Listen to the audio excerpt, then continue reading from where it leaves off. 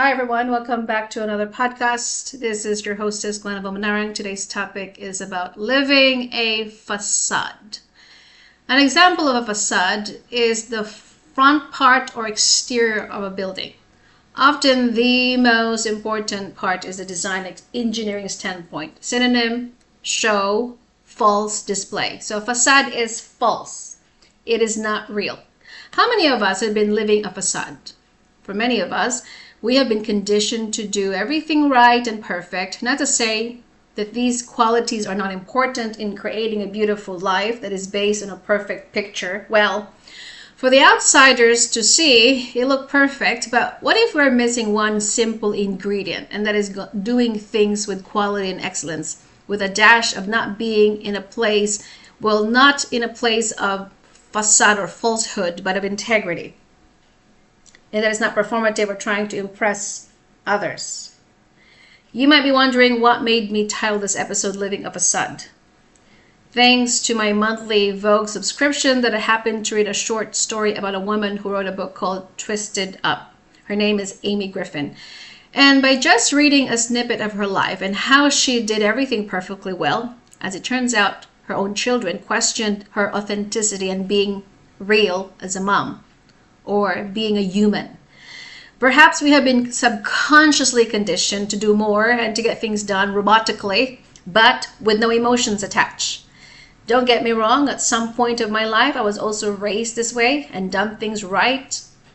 I was effortless and flawless. I was taught how to walk right, speak right, behave properly, say the right things, etiquette and all, just like Amy herself, who was a high achiever, who had her life perfectly curated for the outsiders to see, but her children was not to be fooled by her performance. This is why when we live a facade, because we want people to think that we got it all figured out and that our lives are something to be admired, but not necessarily coming from a place of genuinity, then something is obviously wrong.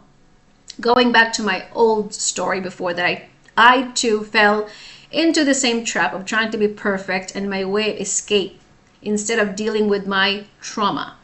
I had to appear perfect, dress well, speak right, the right tone, have this je ne sais quoi for people to look at me as the perfect little girl. I dressed up my wounds, I covered up my blemishes with too much makeup, running around like a maniac, going to school at night, working in the mornings, trying to lose weight, grabbing lunch, and meeting up with my friends at the coffee shop so that I could avoid my pain altogether. My life in my early years was nothing short of fun and excitement. I was living the la vida loca. It was a facade that I was so good at doing that on the outlookers, my life was wonderful and nothing short of thrills. However, behind closed doors, I was dealing with suicidal thoughts and wanting to escape from the pain I was feeling on the inside. I had depression. Little did my closest friends knew that I would drink a shot of vodka that I was hiding in my bedroom at night so that I could sleep and turn off the noise in my head that constantly tortured me. Sometimes we think that keeping our lives busy and checking up of a bucket list, and perhaps people could take us seriously, that we are deemed successful. But then if we are not careful, we can get so caught up in the performative instead of the immersion of truly experiencing and living a more peaceful and joyful life. I love what this quote from the Pinterest that states, "Stop being fooled by the illusion of wealth. Big houses, expensive cars, designers, and a fancy lifestyle is not wealth. It is debt. Wealth is time, freedom, options, and health. One thing is certain. We overachieved, overcommit, and overly exhaust ourselves just so we could prove our worth to others that our life is so much better than theirs. But at what cost?" As what Amy Griffin quoted, "As the years ticked forward, my body kept telling me how need to slow down." Again, let me say that again because I misread it. As the years ticked forward, my body kept telling me to slow down, but I just couldn't. I had two gears, fast and faster. And she went on further that giving up was not an option. But what if it's not giving up on your goals and dreams and curating the kind of perfect life you want to achieve, but rather slowing down and embracing the pace of doing things with ease and intentionality, that you're not functioning as a machine, but as a human being.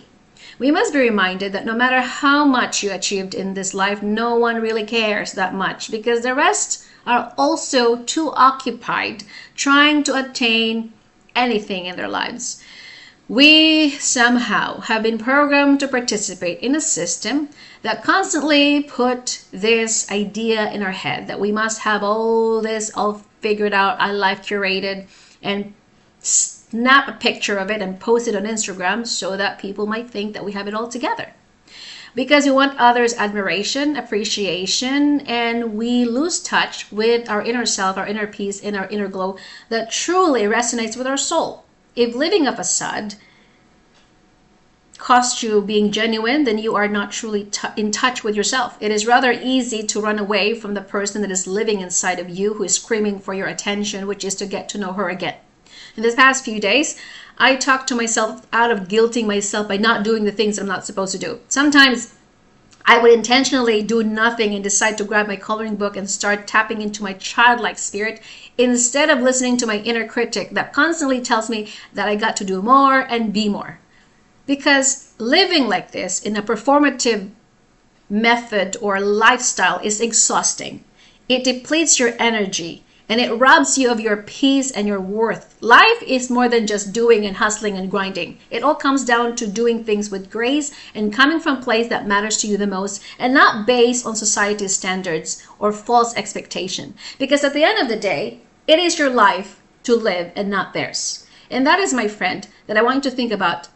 Maybe because we have been conditioned as a society to just do things more perfectly, and that we actually do it not based of love and not based on being connected with ourselves. We become so disconnected with the business of life that if we could just check off more to-do lists, then perhaps people will take me seriously. But here's the thing. It is actually the paradox. You would have thought that your family, your husband, your children will appreciate you more if you do things for them. Actually, it's not the case. Because we, as a woman, we think that if we could just show up for our husbands, then they can love us more. Even in my own experience, that is not the truth. No matter how much sex or how much availability you give to your husband, if he's going to cheat on you, he will. If he's going to have a wandering eyes and look with other women, he will. So it's not about how much you can give to a person. It's not what you get out of it. They're not going to appreciate you more. Sometimes absence and your lack of availability, that's when you will be able to get your perhaps worth validated, because people usually will not appreciate more if you're too available. They're not going to appreciate you if you do things more for them. This is why I am trying to teach my son also to do things around the home. I delegate tasks because I don't want to constantly tell him do this and do that, because we think that if we could just do things for everybody, then perhaps they could take us seriously, respect us more, and love us more. But that is actually contrary to our belief system. The more we show up to people that are ungrateful, the more we are undervalued and unappreciated. And we know this, that as a functioning performative person like I used to be always doing things for everybody. But then at the end of life, you're actually going to deplete yourself, and then you become too bitter and resentful, because here you are trying to do things for everybody, showing up for everybody, being available at everybody, and then you cost yourself with rest and sleep and peace of mind, and you wonder why you are so depleted of energy, exhausted, angry, cranky, because you have lost touch of your inner self by sitting with your pain. Sometimes when your body is telling you to rest, instead of resting, then you are so occupied by doing God knows what. Because as I said, we are actually lacking of genuinity and being authentic, coming from within. It resonates from within. Beauty is not something that we can perform. It's something that is coming from inside out. And perhaps as a woman, me too will sometimes fall into this perfectionist ideology or falsehood that I got to look a certain way so that people can love me more, or people can see me in a different light.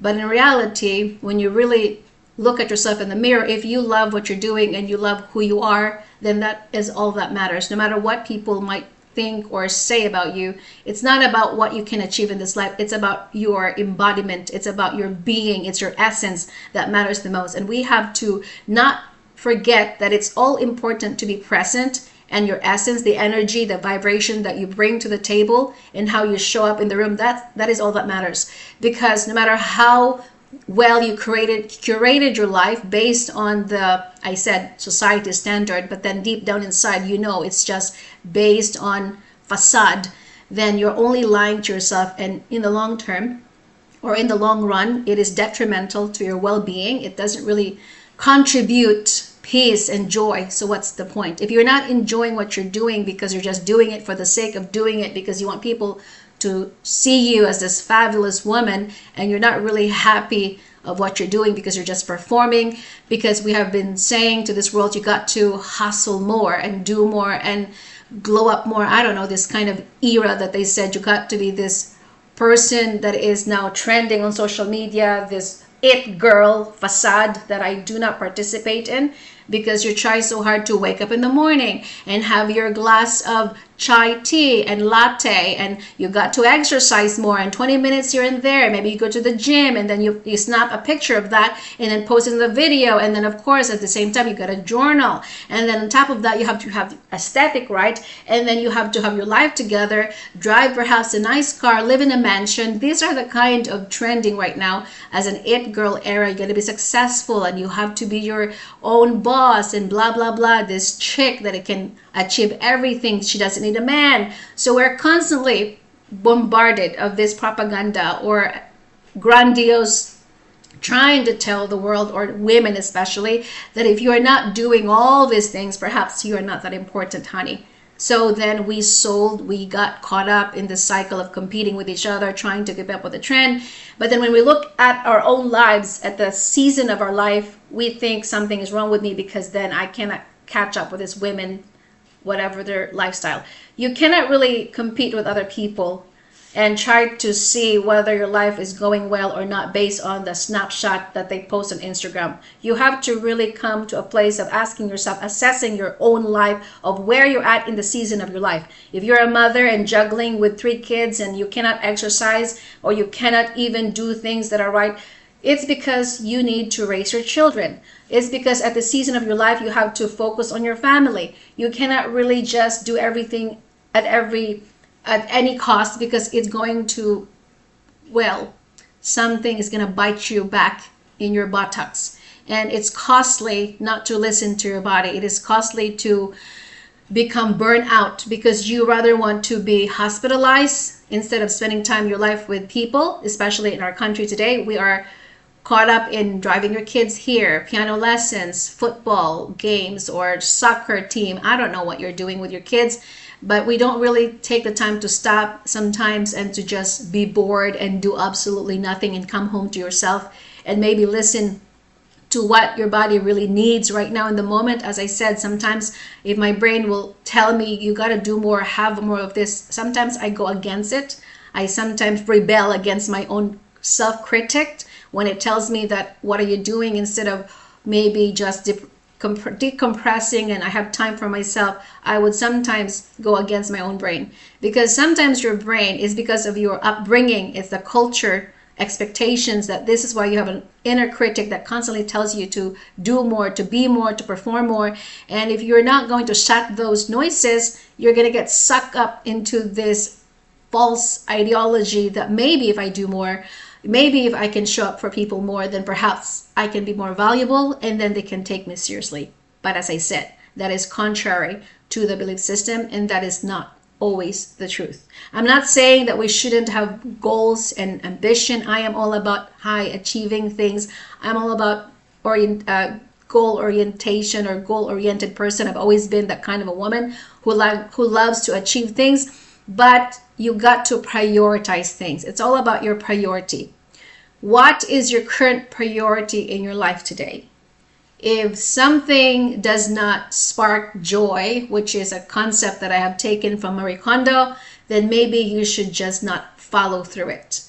Maybe in this season of your life, it's not really convenient to achieve your goals. Maybe your focus is only being a mother, or being a housewife and being there for your family, if that's all that you can provide for this season of your life, then just accept it and just go with it. If the season of your life will give you the room perhaps someday to do everything that you can when your children are grown up and you have all the time in the world, then perhaps you can focus more in yourself, in your self growth, or maybe in your business.